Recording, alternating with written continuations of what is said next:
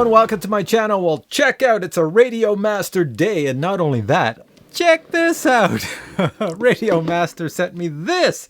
No one has ever sent me anything like that. Well, they also sent me this t-shirt and this ball cap, and they also sent me this new radio and this old radio. No, I'm not sponsored by Radiomaster, but I will say I love their products. So as you can tell by the subject of this video, well, we're here today because Radiomaster has launched this. This is the Radiomaster TX16S Mark II, and this is the previous version right here. This is the Radiomaster TX16S. This is the upgraded version. I have newer gimbals in this, and I've got a nicer front on it.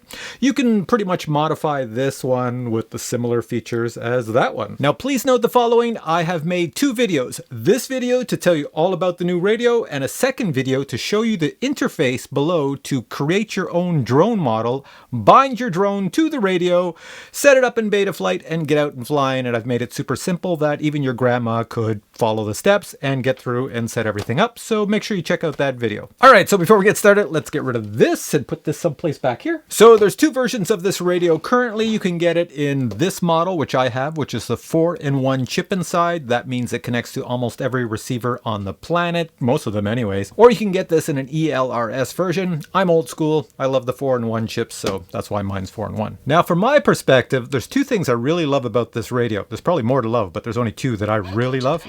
First, it's got EdgeTX. Yes, it talks. First, it's got EdgeTX in it. And not only that, with the touchscreen enabled in EdgeTX, setting up a model or configuring your radio is so simple. It takes a little bit of a different mindset how to do it because you're touching on the screen, vice, flicking through all the buttons and stuff like that. But I will say right now, it is so simple. So once again, watch my video on how to set up a model in this radio and you're going to see how easy it is. It is so simple. Second thing I love about it is on the back, they put these raised grips back here. Now, you might not think that's a big deal, but honestly, for my hand size, I'm a guy who's about 5'9", 5'8" on some days. My hands are normal size for that size of body. And man, these grips on the back work so well. It's so comfy in the hand. And I'm a thumber. So if you're a pincher, let me try to be like a pincher here. Pinchers usually do this on their joysticks and then they wrap their fingers around the back or the switches. It works just as well. I think you'll like the raised grips. Now, they do include in the kit flat grips. So if you don't like the raised grips, you can put the flat grips on. Other features on the Mark II are these really nice, very advanced Hall 4.0 version gimbals. So what's so great about them? Well, apparently, according to the specs, if you have the Hall version 4 gimbals, which these are, and you have extreme temperature changes like me, a guy who goes from inside my warm Jeep to outside to the freezing cold, the center does not remain the center. As it gets cold, metal shrinks and sensors shrink, and next center where I had it when I'm flying a drone isn't really center anymore. These gimbals are supposed to alleviate those issues and they work in reverse. So if you're going from a super cold environment to a super hot environment, same thing, you shouldn't have any issues on them. So much better. And of course, they've made them fully adjustable. You can stick a screwdriver in the front here. There's lots of holes there and you can adjust them any way you wish. Now, I've never had a problem with the charging, but some people have. You charge it at the bottom here. Apparently, they've upgraded the charging so that it's a little bit faster and it's more reliable. I think they said they put reverse polarity in it. So I guess you hook it up to something and it charges really nicely without any issues. The speakers, they do claim there are dual speakers in here. However, I don't find it super loud. I find it loud, but not super loud. I was expecting booming sound, but it's good enough for when you're flying and you have the radio like facing you like this and you got your goggles on. You'll hear it. Now, if you're old and deaf like me, you can't hear very well, then Radiomaster's put an audio output jack in the back, and let me just show you. I'm actually probably going to use this because when I'm around a lot of people in a field flying and everybody's flying, I can't hear my radio half the time. So you plug in the audio jack there, and now I take my little headphones, put them on, and as I flick the switches, it's loud in there.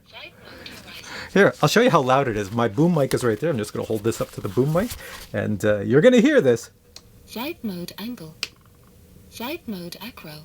See? You can hear it, so you should have no problems flying, and you want audio information coming back to you, especially on the timer, because the timer, I've set it up in here, and I'm going to show you. If you watch my video on how to set this up, I show you how to set up the timer so it counts down your minutes until your battery's dead.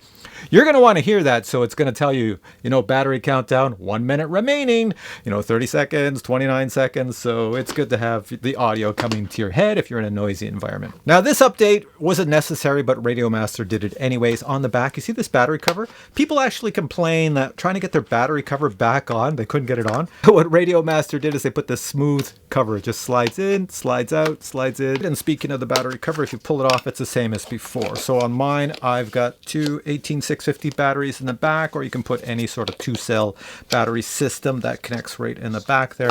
Most of you who have radios already know how to do all this. Batteries are not included, by the way. One thing I can say I noticed over the very first versions of the Radiomaster TX16 and earlier versions and everything else is that the fit and finish was kind of plasticky. It didn't really look refined. Here in this model, the fit and finish is very pro-like. It doesn't look like a $25 radio. It actually looks like a quality radio and feels like a quality radio. Even the knobs up in the center, like on most radios, they're very easy to turn and they don't really stay still in the center. This, they click in the center and they'll stay there. You can knock this against things. Those knobs will not turn out.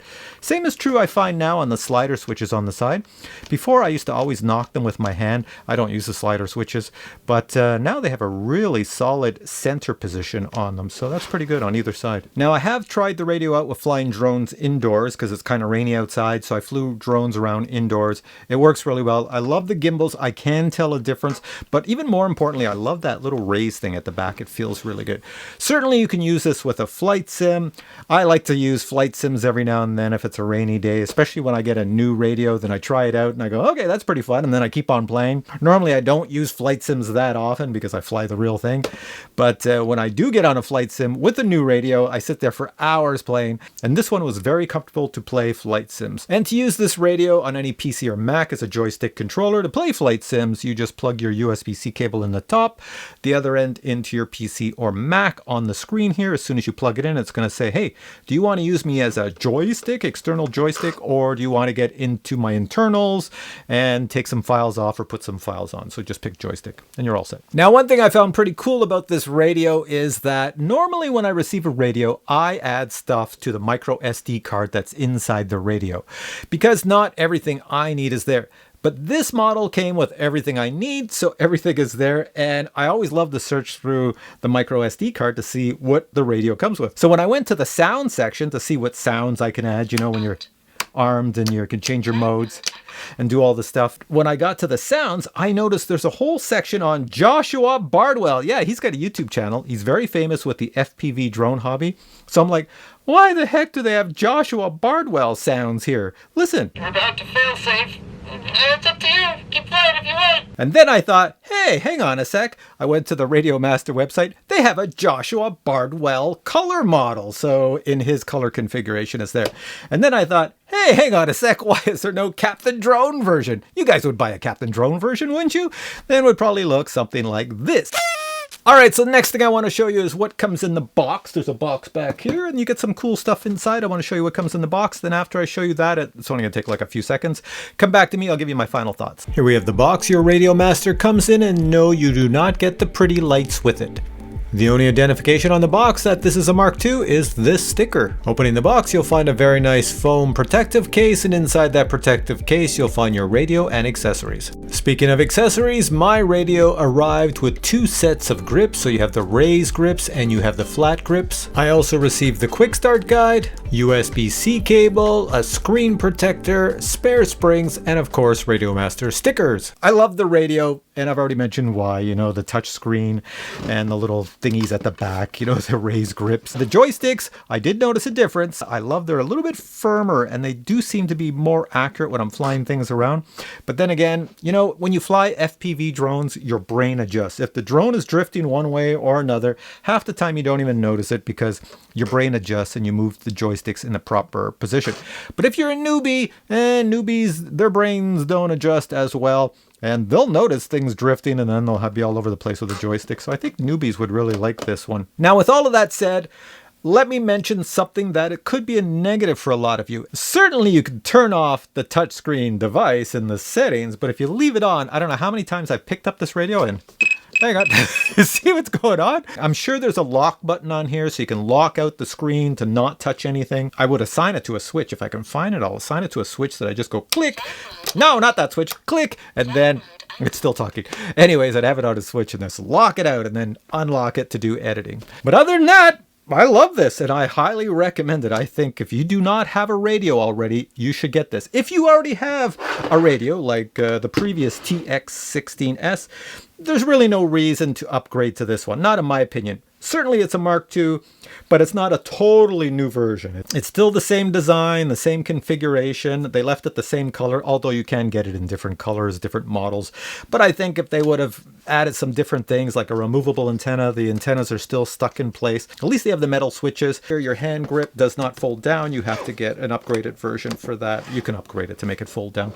So other than that, yeah, if you have the older one, I don't think you really need to upgrade. And just like on your previous models, you can take your Crossfire module if you want, stick it in the back, or put an ELRS module in the back, and then you have a ELRS 4-in-1 radio. Yeah. But let me say the following. This radio, if someone offered me this is a Spectrum IX12 that I bought a long time ago because I use a lot of Spectrum products, and it's a one-trick pony. It only works with Horizon Hobby type products, you know, planes, drones, helicopters, and cars and boats and a few other things. It is a one-trick pony, but in its day with its touchscreen, it was pretty advanced.